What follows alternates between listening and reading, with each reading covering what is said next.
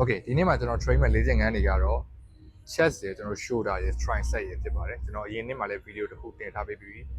legs ရယ်ကျွန်တော် back ရယ် bicep ရယ်ကျွန်တော် video တင်ပေးထားပေးပြီးအဲ့ video မတွေ့သေးဘူးဆိုလည်းတွားကြည့်ပေးလို့ရပါတယ် Okay ဒီလေ့ကျင့်ခန်းကတော့ကျွန်တော်တို့ chest အတွက်ပထမဆုံးသွားမဲ့လေ့ကျင့်ခန်းဖြစ်တယ်ကျွန်တော်တို့သိပြီးသား bench press dumbbell bench press အဲ့ဒါကိုမှကျွန်တော်တို့ကခုံကိုမသုံးမဲ့နဲ့ပထမဆုံးကျွန်တော်စပြီးတော့ဂျင်ကိုသွားမဲ့သူတွေအတွက်ရည်ရွယ်တာဖြစ်တဲ့အတွက်အနည်းငယ် safe ဖြစ်အောင်လို့ကျွန်တော်အလေးနဲ့ကျွန်တော် free weight တွန်းတဲ့အခါမှာ stability တွေကျွန်တော် mobility တွေမကောင်းသေးတဲ့အချိန်မှာခုံကကြတော့ကျွန်တော်တို့အပြားကဒီလောက်ပဲရှိတယ်အဲ့တော့ကျွန်တော်ရဲ့ခန္ဓာကိုယ်ကိုပဲကျွန်တော်ထိန်းပေးနိုင်တယ်အောက်ကိုဆင်းတဲ့အချိန်မှာ joint တွေပါတယ်ကိုကမထိန်းနိုင်ဘူးဆိုရင်အလေးသုံးတာမှားလို့ရှိရင်ကျွန်တော် shoulder မှာ injury ရသွားနိုင်တယ်အဲ့တော့ဒီမှာကျတော့ safe ဖြစ်တယ်ကျွန်တော်တို့တွန်းရင်နောက်ဆုံးအောက်ကိုကျသွားလဲ champion ခံနေတာဖြစ်တဲ့အတွက် support ရှိတယ်ဒါကြောင့်ကျွန်တော်ဒီ champion မှာ dumbbell press 3ပေးခြင်းဖြစ်တယ် okay စကြည့်အောင်ပထမဆုံးအလေးယူတဲ့ပုံစံပေါ့နော်အလေးကကိုကဒီတိုင်းအိတ်နေနေမယူနိုင်ဘူးဆိုခုနကကျွန်တော်တို့ထားလိုက်ထားပြီးတော့ကင်ပြီးတော့တခါတည်းမပြီးတော့လဲချလိုက် okay ကျွန်တော်လက်ကဒီတော့အဖြောင်ကြီးရှိမနေဘူးပခုံးနဲ့ကျွန်တော်အတွင်းကိုနည်းနည်းဝင်မယ် okay ဒီတိုင်းလေးပေါ့နော်နည်းနည်းလေးစောင်းပုံစံလေးအဲ့ဒီမှာကျွန်တော်တို့ခါအောက်ပိုင်းကိုကျွန်တော်တို့နည်းငယ်ခွက်ထားမယ်ပြီးရင်ဘိုက်ကိုညှစ်ထားမယ်ရင်ဘက်ကိုဖွင့်ထားမယ်ပခုံးကိုဒီတိုင်းမနေဘူးကျွန်တော်တို့အောက်ကိုချလာဟုတ်ကဲ့အဲ့မှာကျွန်တော်တို့ရင်ဘက်ကိုအောင်စိုက်ပြီးတော့တွန်းမယ် breathe in ဖြည်းဖြည်းချင်းလေးထိန်းချမယ်ရင်ဘက်ကိုပဲအောင်စိုက်တာဖြည်းဖြည်းချင်းလေးပြန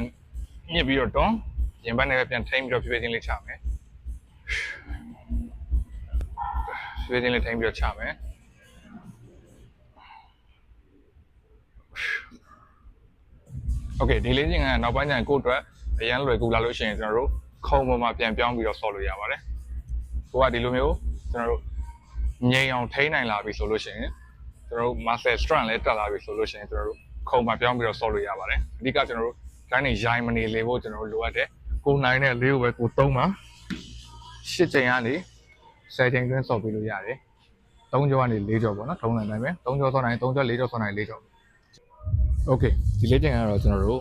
butterfly ကျွန်တော်တို့အများစုဂျင်မှာဆော့ဘူးနေကြလေ့ကျင့်ခန်းတစ်ခုဖြစ်တယ်အဓိကကျွန်တော်တို့စဆော့မယ်ဆိုရင်ကျွန်တော်တို့ set တွေမှာက adjust လုပ်လို့ရတဲ့နေရာတွေရှိတယ်ဒါဆိုရင်လည်းကျွန်တော်ဒီ set မှာဆိုရင်ကျွန်တော်ဒီဟာကိုရှေ့နောက်ကျွန်တော်တို့ adjust လုပ်လို့ရတယ်အဲ့ဒီလိုမျိုးပဲကျွန်တော်ဒီအောက်မှာခုံတွေကလည်းကျွန်တော်တို့ adjust လုပ်လို့ရတဲ့ခုံတွေဖြစ်တယ်အဲ့တော့ကျွန်တော်တို့က set တစ်ဆက်ကိုသွားပြီဆိုရင်တွေ့တာနဲ့ကျွန်တော်တို့ဝင်ပြီးကောက်ပြီးတော့ဆော့လိုက်လို့အဆင်မပြေဘူးဘာလို့လဲဆိုတော့အခုဒါဆိုရင်Okay ဒါကျွန်တော်အရက်နဲ့ကျွန်တော်အဆင်ပြေအောင်လုပ်ထားတဲ့အနေအထားဖြစ်တယ်ကျွန်တော်ထက်အရက်ရှည်တဲ့သူကျွန်တော်ထက်အရက်ပူတဲ့သူဆိုရင်ဒီခုံအနေအထားမှာအဆင်ပြေမှာမဟုတ်ဆော့ရတာပြီးတော့ကျွန်တော်ဒီမှာဒီ fly လုံးမဲ့ကျွန်တော်တို့လက်ကင်မဲ့ lever တွေရှိတယ်အဲ့ဒီခါတွေကလည်းကျွန်တော်တို့ adjust လုပ်လို့ရတယ်ပထမဆုံးကျွန်တော်ဒီ set ကိုလုံးဝပထမဆုံးစဆော့မဲ့သူဆိုရင်တော့ကျွန်တော်ကဒီဘက်အရှိဆုံးနောက်ဆုံးအပေါက်ကိုကျွန်တော်ရွေးလေချင်တယ်ဘာလို့လဲဆိုတော့ကျွန်တော်တို့ကဒီအနောက်ကိုရောက်လေကျွန်တော်တို့ရဲ့ muscle ကို full range ရအောင်လို့ကျွန်တော်တို့ကဆွဲဆန့်နိုင်အောင်လို့ကျွန်တော်ဆက်ကဖန်တီးထားတာဖြစ်တယ်အဲ့တော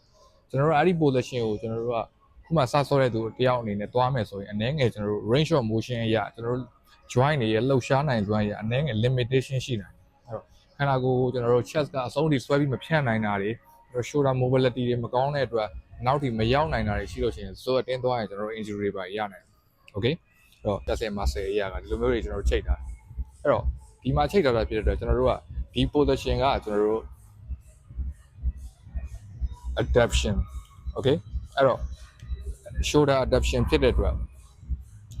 ရှင်ဘက်ကိုကျွန်တော်တို့ဆွဲဖြန့်သွားတယ်ဆွဲဖြန့်တော့ဒီမှာကျွန်တော်တို့ origin ရှိတယ်အဲ့ဒါကချိတ်ပြီးတော့ကျွန်တော်တို့နောက်ကိုဆွဲဆန့်သွားတယ်အဲ့မှာကျွန်တော်တို့ဒီ chest ကဆွဲဆန့်ခြင်းကိုခံရတယ်ပြန်ပြီးတော့ကျွန်တော်ဒါကိုပြန်ညှစ်တဲ့ချိန်မှာကျွန်တော်တို့ contract ကြွက်သားကိုညှစ်တယ်ဒီ position နှစ်ခုနဲ့တွားရမှာအဲ့တော့ဆွဲဆန့်တဲ့အချိန်မှာကျွန်တော်တို့ကတရောင်ကနေတရောင်အာယုံဆိုင်ပြီးတော့ရင်ကျွန်တော်ရင်ဘက်ကိုဆွဲဖြန့်တယ်လို့ခံစားဒီကျွန်တော်လက်ကိုသွားပြီးအောင်ဆက်လို့ရှိရင်လက်ကြီးတစ်ခါလေးဗာလေအရင်ဆန့်သွားလို့ရှိလို့ရှိရင်ဒီ shoulder joint မှာနည်းနည်းငယ်ပြဿနာရှိနိုင်တယ် okay အနည်းငယ်နောက်ကိုသွားတဲ့အချိန်မှာကျွန်တော်တို့တတောင်လေးကိုအနည်းငယ်꿰ပေးတာ okay ပထမဆုံးအနေနဲ့ကျွန်တော်အခုဒီ position တွေစပြမယ်စတော့မယ်ဆိုတော့ရင်ဘက်ကိုရင်ဖွင့်လိုက်ကျွန်တော်နောက်ကျောကိုကျွန်တော်တို့ညှစ်ထားလိုက် engage လုပ်ထားလိုက်ပေါ့နော် shoulder blade နှစ်ခုကိုကျွန်တော်ဆွဲညှစ်ထားလိုက်အဲ့အချိန်မှာကျွန်တော်ရင်ဘက်က auto ပွင့်သွားလိမ့်မယ်အဲ့ okay အဲ့ဒီကနေကျွန်တော်တို့နောက်ကိုဖြည်းဖြည်းချင်းလေးကျွန်တော်ရင်ဘက်ကိုဆွဲဖြန့်သွားမယ်ကျွန်တော်ရဲ့ shoulder ကိုကြည့်ပါကျွန်တော် F ကိုတောင်ကိုကြည့်ပါကျွန်တော်နည်းငယ်ကွေးထားတယ်ဘာလို့လဲဆိုကျွန်တော်အဖြောင့်တိုင်းသွားလို့ရှိရင်ကျွန်တော်ထိန်းရတာကြီးကကျွန်တော် shoulder joint နဲ့သွားပြီးထိန်းရလို့ဖြစ်လိမ့်မယ်အဲ့တော့ကျွန်တော်ဒီတောင်နည်းငယ်ကွေးထားလိုက်ခြင်းကကျွန်တော်ရဲ့ထိကျင်တဲ့ target muscle chest ကိုလုံးဝအပြည့်အဝသွားပြီးတော့ကျွန်တော်လုံးတော်မှုပေးနိုင်တယ်ဆွဲဆန့်တယ်ပြီးတော့ရင်ပြန်ပြီးတော့ညှက်ပါဒီကကျွန်တော်တို့အလေးမနိုင်ဝင်နေထမ်းပြီးတော့ကျွန်တော်လူမျိုးတွေခါးကြီးတွေကောင်းပြီးဇွတ်ကြီးတွေကျွန်တော်တို့လူကြီးတွေလှုပ်ချင်းကအဆင်မပြေဘူးဘာလို့ဆိုတော့ကျွန်တော်ဒီ position မှာခါးဖြောင်းနေရင်ဘက်ဖွင့်နေတော့မှဒီလေ့ကျင့်ခန်းကကျွန်တော်ထိထိရောက်ဆော့နိုင်မှာဖြစ်တယ်ဒီလိုမျိုးရင်ဘက်ကြီးကကုန်းလိုက်ပြီးကျွန်တော်လူကြီးတွေတွားနေမယ်ဆိုရင်ကဒီ shoulder ကိုပဲကျွန်တော်တို့တွားပြီးတော့လုံတော်မှုပေးလိုက်မယ် okay နောက်ထပ်လေ့ကျင့်ခန်းတစ်ခုကကျွန်တော်တို့ shoulder press ဆုပ်တဲ့နေရာမှာတတိထားမယ်ဆိုတာဘာလို့လဲဆိုတော့ကျွန်တော်တို့ခန္ဓာကိုယ်မှာ injury ရတာအလွယ်ဆုံးနေရာ shoulder လည်းပါတယ်အဲ့တော့ကျွန်တော်ကဒီ movement ကပြီးတော့ overhead movement ဖြစ်တယ်ကျွန်တော်တို့ခေါင်းပေါ်ကိုကြော်ပြီးတွန်းရတဲ့ movement ဖြစ်တယ်ဒီ movement ကတခြား push တွေ pull တွေတက်အနည်းငယ်ပို့ပြီးတော့ကျွန်တော်တို့ challenge ဖြစ်တယ်ပေါ့နော်ခက်တယ်အဲ့တော့ okay အရင်ဆုံး position လေးကိုကျွန်တော်စပြီးပြမယ်ကျွန်တော် local မှာထိုင်ပြီးတော့တွန်းမယ်မတ်တရက်ပြီးတော့တွန်းလို့ရတယ်ဒါပေမဲ့ထိုင်ပြီးတွန်းတာပထမဆုံးစပြီးတော့ကျွန်တော်တို့အတွေ့အကြုံမရှိသေးတဲ့သူတပုတ်ပြီးဆင်ပြေတယ်ရင်ဘက်ဖွင့်ထားမယ်ခါးကိုဖြောင်းထားမယ်ပြီးတော့အလေးကင်တဲ့နေရာမှာကျွန်တော်တို့လူတော်များများကျွန်တော်တို့ဒီ shoulder မှာတွန်းတဲ့ဟာပြဿနာဒီလိုမျိုးတွေတွန်းကြတာဆက်ကြည့်တောင်ကြီးနောက်ကိုရောက်ပြီးတော့အပေါ်တွေတွန်းတယ်အောက်ကိုတောင်ကြီးနောက်ကိုပြန်သွားတယ်အဲ့လိုမဟုတ်ပါဘူးကျွန်တော်တို့ဒီတိုင်းလေးတောင်လေးကိုရှေ့ကိုနည်းနည်းငယ်ပို့ပြီးတော့ကျွန်တော်တို့တွန်းရင်ပို့ပြီးတော့အဆင်ပြေတယ်ဒါဆို shoulder ကိုပို့ပြီးလုံတော်မှုပေးရတယ်မဟုတ်ရင်ကျွန်တော်တို့ကဒီ joint ပေါ်မှာသွားပြီးတော့ကျွန်တော်တို့ pressure တွေအများကြီးပေးတယ်ပေါ့နော်အဲ့တော့ဒီတောင်ကိုနည်းနည်းရှေ့ကိုပို့ပြီးတော့တွန်းပါ okay ခိုင်းပြလို့ရှိရင်ဒီဘက်ကိုဖွင့်တာတောင်ကိုရှေ့ကိုတွန်းထားမယ်ဘိုက်ကိုညှစ်ထားမယ်ခြေထောက်ကိုအောက်ကိုဖိနင်းထားမယ် okay အပေါ်ခေါင်းပေါ်တွန်းမယ်1ဒီပြင်းလေးထိန်းပြီးတော့ချမယ်2 3 4ကျွန်တော်ဒီတွန်းနဲ့ဆင်းတဲ့အချိန်မှာကျွန်တော်ကဒါကျွန်တော်တွန်းနေကြဖြစ်တဲ့အတွက်ကျွန်တော်မရိုင်တာခုမှစဆော့မဲ့သူတွေဆိုကျွန်တော်တို့အလေးများလာပဲဖြစ်ကျွန်တော်တို့ဒီ movement ကို brain ကမသိသေးတဲ့အတွက်ကျွန်တော်တို့နဲ့မရင်းနှီးသေးတဲ့အတွက်ကျွန်တော်တို့ရိုင်နာတွေပါဖြစ်မယ်ကျွန်တော်ပြန်ဆင်းလာအဲ့လိုမျိုးမဖြစ်အောင်ကျွန်တော်တို့ငြိမ်အောင်ထိန်းထားဖို့လိုတယ်အောက်ကိုပြန်ဆင်းတဲ့အချိန်မှာကျွန်တော်တို့ဒီလက်မောင်းနဲ့ကျွန်တော်တို့ဒီလက်ဖြံနဲ့90 degree ဖြစ်ရမယ်ပေါ်ပြန်တက်တဲ့အချိန်မှာဆန့်သွားမယ်ဒီ shoulder ပခုံးကိုအိုင်အောင်စိုက်ပြီးတော့ကျွန်တော်တို့တွန်းပြီးတော့ပေါ်ကိုတက်မယ် okay ဒီချိန်ကတော့ကျွန်တော်တို့10ကြိမ်ကနေ12ကြိမ်3ကြောဒါမှမဟုတ်4ကြောဆော့ပေးလို့ရတယ် okay ဒီတစ်ခုကကျွန်တော်တို့ shoulder lateral ဘေးအတွက်ရကျွန်တော်တို့ဒီရှေ့အတွက်ရတခါတည်းကျွန်တော်တို့ဆော့မယ်ပုံမှန်ဆိုကျွန်တော် lateral raise ကို lateral raise ကျွန်တော် side raise ကိုတက်ဆော့တယ်ပြီးတော့ကျွန်တော် front raise ကိုတက်တစ်ခါပြန်ဆော့တယ် okay ဒီလေးတင်ကမှာကျွန်တော်တို့ပေါင်းလိုက်မယ်ပေါင်းပြီးတော့ကျွန်တော်တို့ဘယ်လိုပုံစံလေးဖြစ်မလဲဆိုရင်ဘေးကိုတစ်ခါသွားမယ်ကျွန်တော်တို့ရှေ့ကိုတစ်ခါသွားမယ်ဒါလေးပဲဘေးကိုတစ်ခါသွားမယ်ရှေ့ကိုတစ်ခါသွားမယ်ဒီနေရာမှာအရေးကြီးဆုံးအချက်ကကျွန်တော်တို့ရဲ့ shoulder position ကျွန်တော်ပုံမှန်ခန္ဓာကိုယ် posture ကတော်တော်များများကဒီလိုဖြစ်နေတတ်တယ်ကျွန်တော်တို့ rounded shoulder ပေါ့နော်ရှေ့ကိုကျွန်တော်တို့လဲနေတတ်တယ်ခန္ဓာကိုယ်ကခါကုန်းပြီးတော့ရှေ့ကိုလဲနေတဲ့ position တွေများတယ်ဘာလို့လဲကျွန်တော်တို့လူနေမှု lifestyle ရကျွန်တော်တို့ဖုန်းသုံးတာပဲဖြစ်ဖြစ်ဆိုင်ကယ်မောင်းတာဖြစ်ကားမောင်းတာဖြစ်ဒီ position ဒီ shoulder ကသူ့ရဲ့နေရာမှာသူမရှိဘဲနဲ့ရှေ့ကိုလဲနေတယ်လို့ဖြစ်နေပေါ့နော်အဲ့တော့ကျွန်တော်ဒီလေ့ကျင့်ခန်းလုပ်တဲ့ချိန်မှာဒီတိုင်းသွားပြီးလုပ်လို့အဆင်မပြေဘူးဒီတိုင်းသွားပြီးလုပ်ရင်ကျွန်တော်တို့ပခုံးနာတာတွေကြုံရလိမ့်မယ်အဲ့တော့ပထမဆုံးအနေနဲ့ကျွန်တော်ရင်ဘတ်ကိုဖွင့်မယ်ဒါခုဒီ position ဆိုကျွန်တော် shoulder ဒီရှေ့ကိုလဲနေတယ်အဲ့တော့ကျွန်တော်ရဲ့ပုံမှန်နေရာကိုပြန်ရအောင်ကျွန်တော်ပြန်ပြီးတော့ရင်ဘတ်ကိုဖွင့်ရအောင်ဒါမှကျွန်တော်ပုံမှန်နေရာโอเคပုံမှန်နေရာပြန်ရောက်ပြီဆိုရင်ခုနလည်းပဲကျွန်တော်တို့ရင်ဘတ်ကိုဖွင့်ထားမယ်ဘေးကိုမြောက်တဲ့ချိန်မှာကျွန်တော်ဒီဘေးဘက်မှာရှိတယ်ကျွန်တော်တို့ shoulder muscle တစ်ခုနဲ့ဆွဲပြီးတော့မြောက်မယ်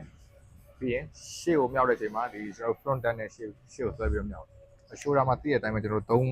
၃ဘိုင်းရှိတယ်ရှေ့ရယ်တော့ဘေးရယ်နောက်ရယ်ဒီလေ့ကျင့်ခန်းမှာကျွန်တော်2မျိုးကိုတစ်ခါလေးသွားဆော့တာပေါ့နော်1ပြီးတော့ရင်2ရှေ့ကိုမြောက်တဲ့ချိန်မှာကျွန်တော်ပခုံးနဲ့လက်နဲ့ဒီလက်ကိုင်းနဲ့အလေးနဲ့တန်းသွားရလို့ရပြီဘေးကိုမြောက်တဲ့ချိန်မှာလည်းကျွန်တော်တို့ဒီလက်ကြီးကမြောက်တာမဟုတ်ဘူးဒီလက်ကြီးကလိုကြီးပြန်တာမဟုတ်ဘူးကျွန်တော်တို့ဒီလက်တထောင်ကိုအာယုံဆိုင်ပေါ့နော်တထောင်အာယုံဆိုင်တထောင်ကနေဆွဲပြီးတော့မှဒီလက်ဖြံကိုမေ့လိုက်အလေးကတော့ဒီမှာခြင်ထားတာဟုတ်တယ်ဒါပေမဲ့ဒီလက်ဖြံကိုမေ့လိုက်ကျွန်တော်တို့ဒီလက်မောင်းရိုးနဲ့ပဲ humerus နဲ့ပဲကျွန်တော်မတယ်လို့သဘောထားပြီးတော့မအဲ့ဒါမှကျွန်တော်ဒီ side တက်ကိုကျွန်တော်တို့လုံဆောင်မှုပေးနိုင်မှာဖြစ်တယ် ဒီလေ့ကျင့်ခန်းကိုကျွန်တော်တို့10ချိန်ကနေ12ချိန်3ကြောကနေ4ကြောဆော့ပေးလို့ရတယ်။ Okay ဒါကတော့ကျွန်တော်တို့ဆော့နေကြဖြစ်တဲ့ tricep extension ဆိုတော့ဘားတွေကအမျိုးမျိုးရှိတယ်။အခုကျွန်တော်ဒီသုံးမဲ့ဘားဆိုရင်ဒါနည်းနည်းငယ် face shape ပါတန်းပြောင်းလဲရှိတယ်ကျွန်တော်ချိုးလဲရှိတယ်အဆင်ပြေတာနဲ့သုံးလို့ရတယ်။ဘားတွေကွာသွားလဲဆိုတော့အနည်းငယ်ကျွန်တော်ထိတဲ့မှာဆယ်တွေကွာသွားတယ်ပေါ့နော်ကျွန်တော်ချိုးဆိုရင်တော့ကျွန်တော်ဒီအတွင်းပိုင်းဟိုကျွန်တော်ဒီဖြစ်တဲ့ကျွန်တော်ဒီအနောက်ပိုင်းကိုသွားပြီးတော့ထိတယ်ဒီကျွန်တော် V ဘားတွေကျွန်တော်ဘားတဲ့အဖြောင်းနေဆိုရင်တော့ဒီဘက်ကျွန်တော်ဘေးကနေမြင်ရတယ်ကျွန်တော်ဒီစိတ်ပန်းကိုထိတယ်ပေါ့နော်။ Okay အဲ့တော့ position အဓိကအပြင်လူတွေရမ်းကျွန်တော်တို့ဆော့တာမှားတဲ့ position ရရမ်းတွဲပြီးတော့ကျွန်တော်တို့ဆော့တာဖြစ်တယ်အလေးမနိုင်မနှင်းရတဲ့လူမျိုးပုံစံတွေပေါ့။ Okay အဲ့ဒါမျိုးကိုကျွန်တော်တို့အနေငယ် face လုပ်ပြင်မယ်။ရှင်မကိုဖွင့်လာမယ် shoulder ကို lock လုပ်မယ် elbow ကို lock လုပ်မယ်ကျွန်တော်ဒါဆိုကျွန်တော်ခန္ဓာကိုယ်အဖြောင်းပေါ့နော်အဖြောင်းအနေငယ်လေးကျွန်တော်တို့ရှေ့ကိုခန္ဓာကိုယ်ပေါ်ပိုင်းလို့ရိမ့်ပြီးတော့တင်မားလေးကိုနောက်ကိုတွန်းလိုက်။ Okay အဲ့ဒီမှာ bike ကိုလည်းညှစ်လာမယ်ဒီ position လေးဖြစ်သွားပြီ။အဲ့ position မှာကျွန်တော်ကခု tricep ပေါ်မှာကျွန်တော် pressure နဲ့ခံစားနေရတယ်။အောက်ကိုဖိချတယ်။ပြီးတော့ကျွန်တော်ပြန်ဆက်မယ်ဖိချမယ်ပြန်ဆက်မယ်ဖိချမယ်ပြန်ဆက်မယ်